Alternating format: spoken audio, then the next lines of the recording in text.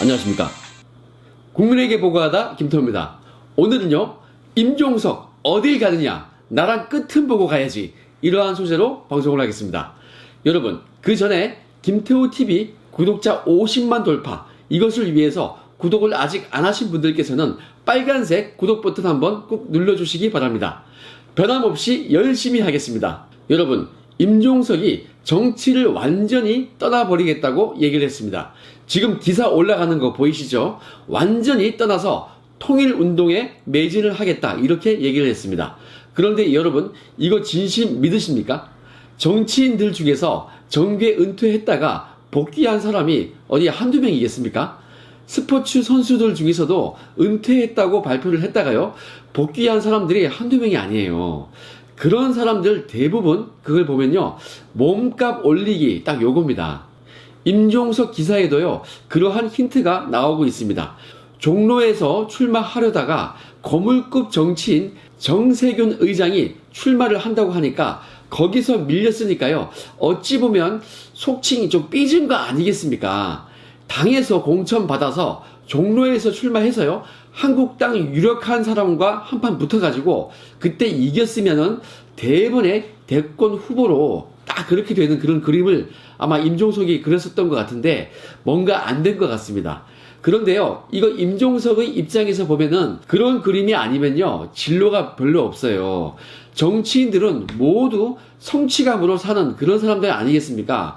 저는 이렇게 생각합니다. 임종석은 학생 운동에서 해볼 거 다 해봤고, 정치인이 되어서 국회의원도 한번 해봤고, 당 사무총장도 한번 해봤고, 서울시 정무부시장도 해봤고, 그래서 행정도 해봤고요, 대통령 비서실장도 해봤고, 많이 해봤습니다.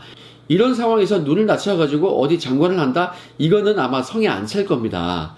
그런데 여러분, 이 정부에서 대통령 비서실장을 할 때에는요, 정말 임종석이 힘이 있었습니다. 실세 부통령까지도 불렸습니다.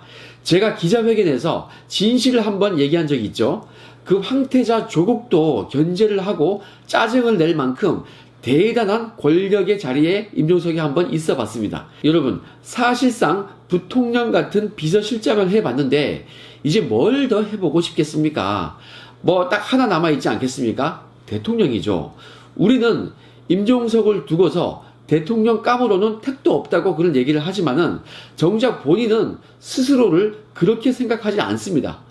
부통령 같은 비서실장 해봤으니까 장관짤 눈에 안 보이고요, 임종석의 텅 빈 마음을 채워줄 수 있는 것은 오로지 그러한 목표와 동기는요, 대통령 그 자리밖에 없습니다. 그러니까 임종석은 상징성 있는 종로에서 출마를 딱 해가지고 거기서 당선이 되면요, 당장 대권 후보 반열에 오를 수 있는 거니까요, 그 길 외에는 다른 길을 생각하지 않았을 것입니다. 자, 임종석이 그렇게 생각할 수밖에 없다고 제가 해석하는 또 다른 이유가 있습니다.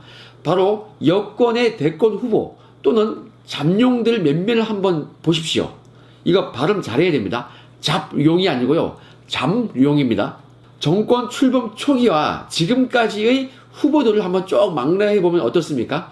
안희정, 김경수, 유시민, 이재명, 박원순, 조국, 이낙연, 임종석, 김부겸, 한 8명, 9명이죠. 자, 이 중에서 김부겸 의원은 조금 임팩트가 있는 건 아니니까 약간 논외로 하고요. 순서대로 한번 보겠습니다. 먼저 안희정은요, 진작에 유죄 판결로 제일 처음에 아웃되었죠. 그 다음에 김경수도 드루킹으로 유죄 판결로 일단 아웃이 되어 있는 상태입니다.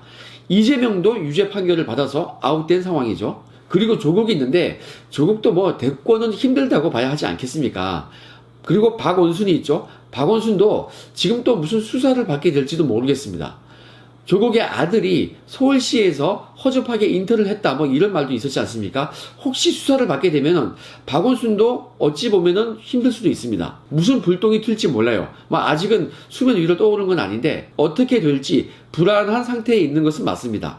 자, 유시민이 있죠. 유시민이 최근 검찰에 고발이 되어가지고 검찰 수사를 앞두고 있습니다. 이거 쉽지 않아 보이죠. 특히나 검찰이 유시민을 곱게 보겠습니까?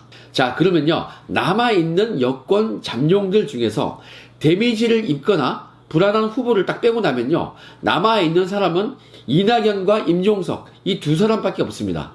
이러니까 임종석이 욕심을 한번 내볼만 하지 않겠습니까? 이들은요, 이 정권 초기에 우파 세력을 딱 적폐로 눌러놔버리고 자기들 세상처럼 살았습니다. 그러니까 자기들 중에서 어떤 누가 나오더라도 나오기만 하면은 대통령이 될 수 있다. 이러한 생각을 하지 않았을까 저는 추측을 해보는 것입니다. 게다가 그 많던 후보들이 지금 대부분 나가 떨어진 상태니까 지금 임종석이 한번 욕심을 내볼만 하지 않을까 이러한 생각이 드는 것입니다. 어쩌다 보니 호남 출신 이낙연, 임종석 이 두 명만 딱 남아 있습니다. 그러니까 경쟁자가 많지 않으니까 임종석이 딱 욕심 내볼만 하지 않겠습니까? 웬만한 국회의원들은 아마 대통령이라는 그 꿈을 어렴풋이나마 꾸는 사람들 아니겠습니까? 일반인과는 조금 다른 이상과 꿈이 있는 사람들이니까 그러니까 정치를 하는 거 아니겠습니까? 이거는 뭐 예전에 김한길 전 의원도 TV에서 얘기하는 것을 제가 한번 본 적이 있는데요. 정치를 하려면 반쯤은 돌아야 하는 거 아니냐. 그런데 요즘 상황을 보면은 완전히 돌아야 된다. 뭐 이렇게 우스갯소리를 하더라고요. 그만큼 일반인들이 하기 힘든 것이 정치 아니겠습니까? 아무튼 웬만한 정치인들은 누구나 혹시라도 기회가 온다면 대권 꿈을 그걸 생각하는 그러한 가능성을 염두에 두는 사람들이다. 저는 그렇게 생각을 하고 있습니다. 그런데 임종석 정도로 권부에 가까이 있었던 그런 사람들, 이거는 조국도 마찬가지였죠. 그러한 사람들은 조금 더 욕심이 있었을 거라고 저는 생각을 하고 있습니다. 그래서 저는 임종석도 이러한 권력을 누려본 그러한 사람으로서 대권 욕심 이거 분명히 있을 거다.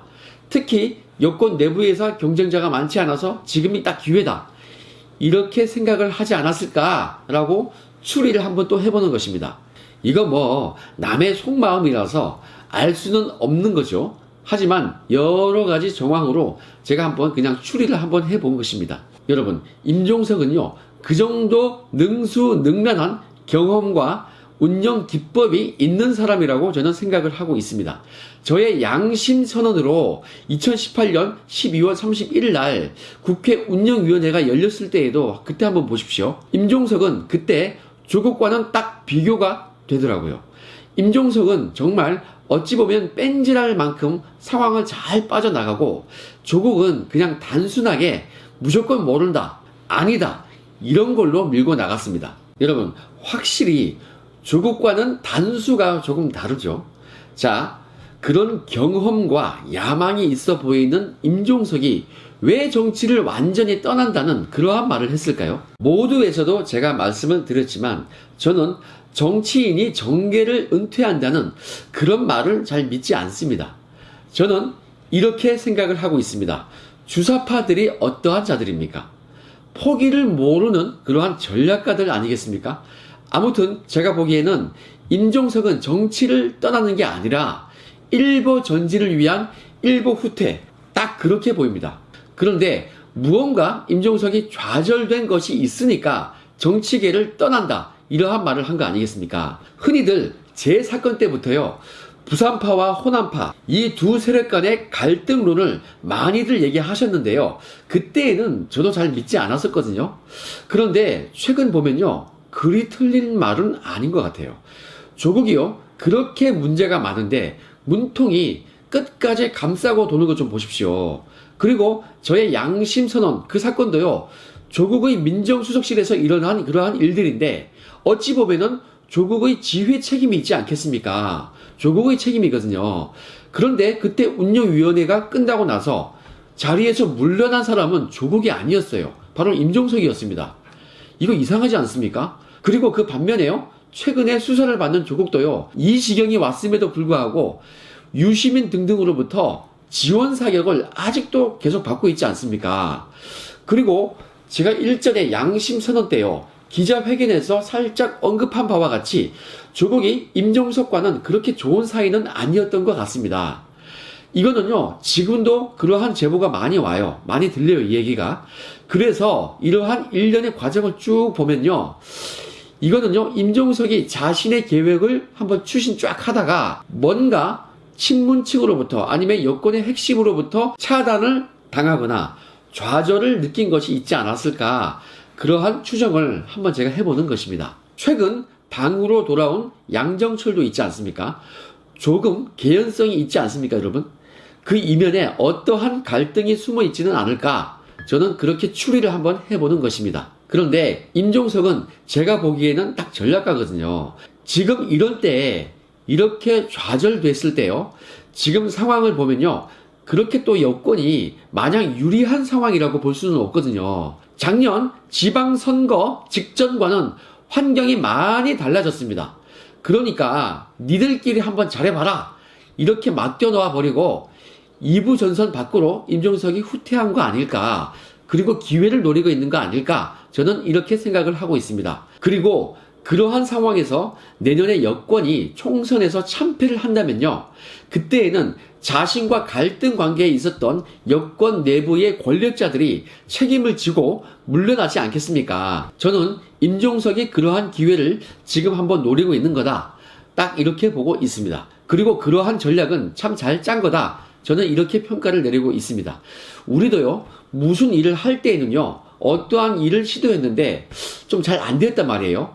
뭔가 좀 좌절되거나 극심한 반대의 상황에 부딪혀서 조금 힘들게 됐다 이런 말이에요. 그때 미련하게 그것만 계속 고집하고 그 사람들과 싸우면요. 그러면요. 다른 기회조차 없는 겁니다. 다른 일을 할 수 있는 여유와 체력이 바닥이 나는 것이죠. 내가 어떠한 곳에서 우물을 파고 있는데 그쪽 주변에서 극렬히 반대를 한단 말이에요. 그러면요. 그냥 미련 없이 거기를 떠나서 다른 방법을 선택해서 또 한번 열심히 연구해보고 노력해보는 겁니다. 그렇게 다른 곳에서 우물을 다시 한번 파보는 거예요. 그랬더니 완전히 거기에서 지하수가 콸콸 흘러나오는 거예요. 우리가 수사하는 것도요, 영장 청구했다가 기각이 딱 되면요, 너무 거기에만 몰입을 해가지고 항의하고 열내고 그렇게 소모를 하기보다는, 그렇게 법원과 갈등을 빚기보다는요, 다른 방법을 모색해보는 것이 오히려 훨씬 좋은 방법이다. 이렇게 판단을 하고 있습니다. 아, 이거 오히려 잘 됐다. 이러면서 보강도 한 번 더 해보고요. 그러다 보면 다른 곳에서 또 길이 열려서 오히려 사건이 급물살을 타고 그럴 수 있는 거거든요.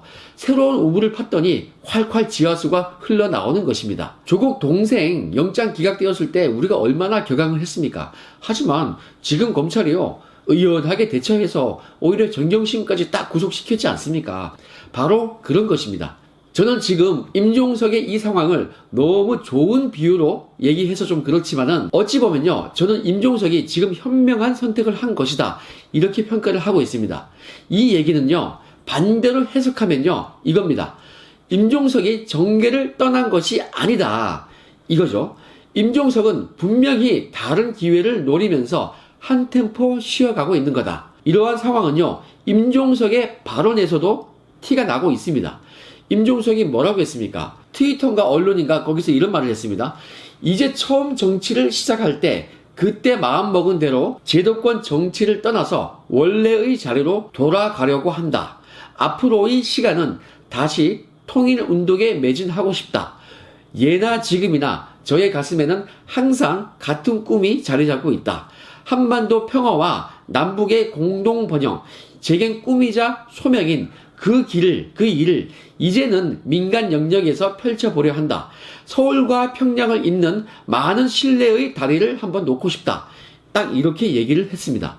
그런데 여러분, 통일운동하는 것이요, 어찌 보면 이거 외교 활동 아니겠습니까? 이것도 크게 보면 정치 활동을 하는 것입니다. 지금의 치열한 내부 경쟁에서 잠시 딱 떠나가지고 더욱 스케일 크게 자신의 역할을 한번 해보겠다.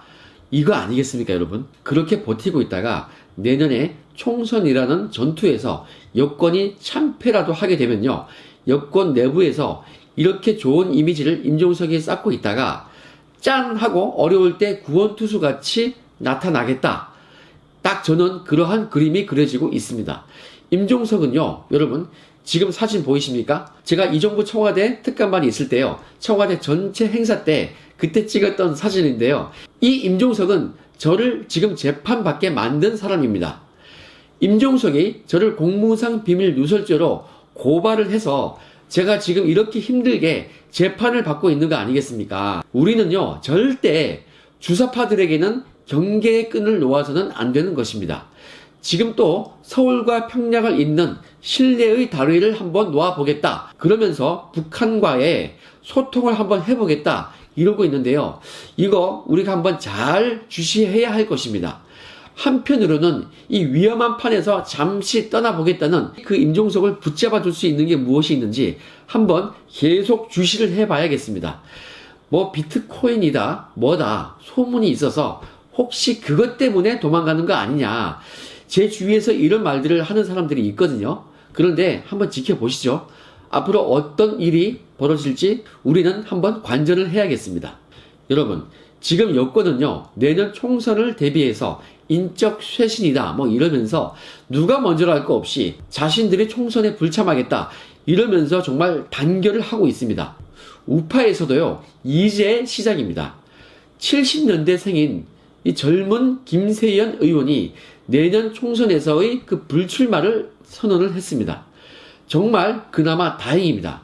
이제 48세, 만 47세에 불과한 우리 젊은 정치인이 이렇게 모범을 보이고 있습니다. 그러면요, 당 내에서도 뭔가 느끼는 것이 있지 않겠습니까? 저는 이 김세연 의원님을 부산 쪽 후배들한테 소문을 많이 들었습니다. 아, 부산 금정구에서는 시민들에게 많이 베푼 좋은 집안이다. 훌륭한 집안이다. 이렇게 얘기를 많이 들었습니다. 그런데 최근에 유튜버들 간담회에 제가 초대가 되었을 때 그때 국회에서 처음 배웠습니다. 딱 느낌이 온화한 성품에 좌로나 우로나 치우치지 않고 조금 합리적이다. 조금 중용을 지키는 사람이다. 저는 그런 느낌을 받았습니다. 참 이런 분이 아직 젊고 미래가 밝은데도 불출마라는 정말 큰 결단을 내리셨습니다. 모범을 보이셨습니다. 우리 우파 쪽에서 정말 반성을 해야 하지 않겠습니까? 그리고 뭔가 결단을 보여야 하지 않겠습니까? 김세연 의원님의 이러한 결단이 우파에 큰 울림이 되어서 좀 더 혁신적이고 깨끗하고 참신하고 친밀한 그러한 우파로 거듭나는 그러한 계기가 되길 바랍니다. 이렇게 쇄신된 우파로 거듭나서요, 내년 총선 압승하기를 기대하면서 오늘 방송은 여기까지 하겠습니다. 행복한 하루 되십시오. 감사합니다.